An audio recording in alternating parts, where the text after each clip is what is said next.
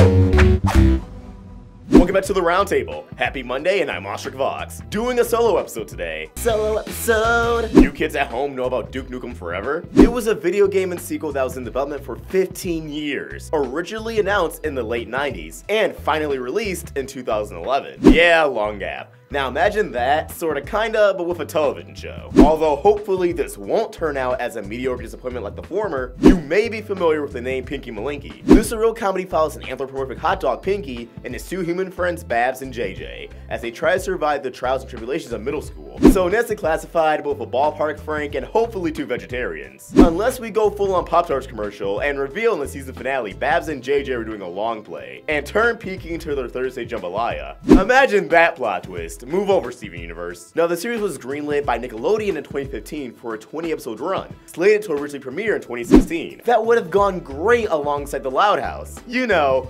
the only other cartoon they premiered that year, on a network that's supposed to have a huge spotlight on cartoons. I think they have their own branding for it called, Nicktoons? 2016 came and went, yet Pinky was nowhere in sight. And the outrage was, well, there wasn't any on the count of not that many people knowing the show exists, besides calling it a Gumball ripoff, which is funny for reasons I'll get to. Although Nickelodeon did post a compilation of scenes in November of that year on their YouTube channel, marketing it as their new show. That video's still up, by the way, which serves an interesting narrative. Nickelodeon gave a new release window for the series, 2017. Swell! It can go alongside Welcome to the Wayne. You know, the only other cartoon that premiered that year. Nicktoons! But if we turn to our friend Mari, The lie detector test determined that was a lie. Now, much like the previous year, we didn't receive any actual reasoning or statement behind what was assumably another delay. Didn't fit into the release window? Maybe. Hope wasn't lost just yet, as 2018 finally seemed to be the year viewers could finally experience Pinky. In an odd move by Nickelodeon, the series was announced on June 21st, 2018 for an exclusive online release via Netflix, later elaborated on to be August 17th, 2018. Same day as Disenchantment. It would have been an interesting day for animation on Netflix. The show even got renewed for a second season, which was incredible, as we all assumed being dumped on Netflix and being pushed back twice would see the show just die. Alone. Probably on the streets, smelling like a 3 AM Walmart. So the day finally comes. Those who have been eager for years to finally check out the show, fire up Netflix, head down over to the animation category, and it's not there. What the f? Seriously? Yeah, once again, Pinky Malinky has been delayed. And definitely for, is there even a reason at this point? It's possible they didn't want to clash with Disenchantment. After all, a lot of attention was on that show, having a lot to live up to being Matt Groening and all. Now, the website Lifehacker was actually reached out by a Netflix representative who stated, Pinky Malinky will no longer be arriving on August 17th. Currently, I do not have a new date for the title. Oh, okay, that helps. No, it doesn't. Nickelodeon, you've been f***ing up lately. And by lately, I mean years. You should be pushing Pinky with all your might. After all, the show was originally a Cartoon Network pilot. You gonna let one of those slip-ups happen again? Didn't you mother huggers pass up on Adventure Time and allegedly Ed, Edd n Eddy, Phineas and Ferb? So you guys finally get a show from the other network's clutches, and you just sit on it for 2 years. I don't get it. Same studio as The Amazing World of Gumball 2? You could have had a hit on your hands. But with each passing day, the odds get slimmer and slimmer. For shame.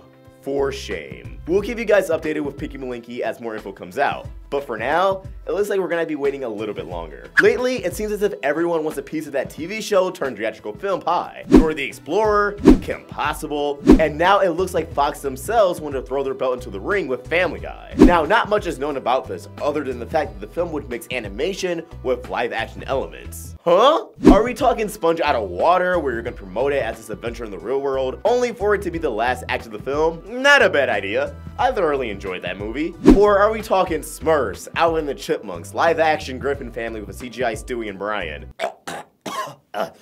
Oh god, I can smell the memes from here and I'm making most of them. It's not an inherently bad idea to produce a full-length Family Guy movie. We're entering season 17 this year, and despite its critics, the show is still pretty popular, although that doesn't guarantee this to be a financial success. I'm no behind-the-scenes Hollywood big blockbuster expertise, but considering the track record with these kind of projects, in conjunction with the fact that Fox seems to be going through a transitional period, with the whole Disney merger and media as a whole evolving, as television slowly crumbling, lots of cook in the kitchen all around. Should this project really be a thing right now? Not later when everyone has their shit together and things have simmered down a bit? On the other hand, I can see this being a now or never thing as, again, just because Family Guy is popular doesn't mean this will do numbers at the box office. If you ask me, Family Guy definitely peaked in the mid-2000s, and it's popular in a different sense now. Since then, we've had the rise of streaming services, social media, those clips on YouTube that get millions of views in a few days still. It's transformed how we consume just about everything. By the same merits, cinema has changed too. People aren't going for the same content and franchises they can find on TV. Moviegoers now are all about stories and characters, shared universes, and films that can be fun, but also make us think. That's just not the type of show Family Guy is. Apply that to binge culture. Who's going to pay $10 to watch a 90-minute Family Guy episode in theaters when they can watch 3 20-minute episodes in the comfort of their own home, spending only the money they have to for their Hulu or Netflix subscription? No matter the premise of the film, if it comes between Family Guy and a new Marvel movie, a fresh feel-good comedy, or a multi-million blockbuster, people are going to choose any of the latter because, again, they got Family Guy all queued up at home. Maybe things would have been different back in 2007, 2008, but those were the ages of parody films, dubbed over animal movies, and title sequences in the beginning of the film instead of the end leading to a post-credit sequence. Fox isn't stopping just there though, as a sequel to the Simpsons movie is in development, alongside a theatrical take on Bob's Burgers. That's scary. If any of those bomb, the others may be doomed as well, for the aforementioned reasons. Maybe I'm cynical on that whole angle, but this just isn't the move in my eyes. Stay tuned for any and all developments on these films. Also, I swear to God, I will lose my absolute mind if there's a live-action cutaway joke in the Family Guy movie. Oh my god, that actually sounds too amazing to pass up for all the wrong reasons. You know what? Don't listen to me, Fox. Make this movie. Give Seth MacFarlane a completely blatant cameo half the audience will understand. Make a joke about how people still think he and Seth Green are the same person. I'm never explaining to any of my friends that he's not a single entity who made Robot Chicken and Family Guy, American Dad, and Family Guy Black ever again. No one man should hold that much power. In our final story today, Disney has recently unveiled the first look in the latest installment in the Star Wars animated franchise, Star Wars Resistance. And in classic Star Wars fandom fashion, I guess you could say they're resisting the series.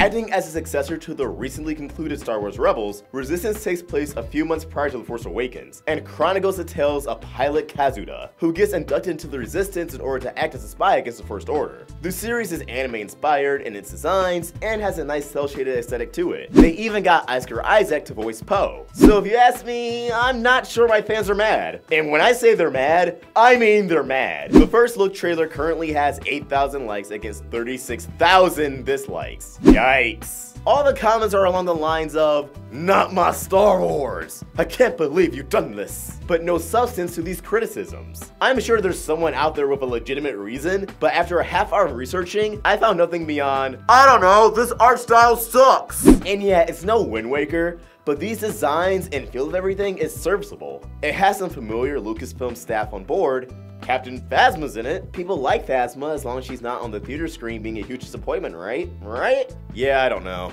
Personally, I'm optimistic. With Disney XD being a corpse, I'm glad the Star Wars franchise is getting more attention by moving to the main network. And don't worry, being on the main network doesn't mean it'll be dumbed down for kids. Check out shows like Gravity Falls, Dave the Barbarian, shows who were produced for the main network and were pretty dark, and even pretty risque in humor at times. This move is for the better in that regard, and just ensures longevity of Star Wars cartoons. And if you ask me, if you lay every Star Wars series out on the table, you get a nice variety in tone, art style.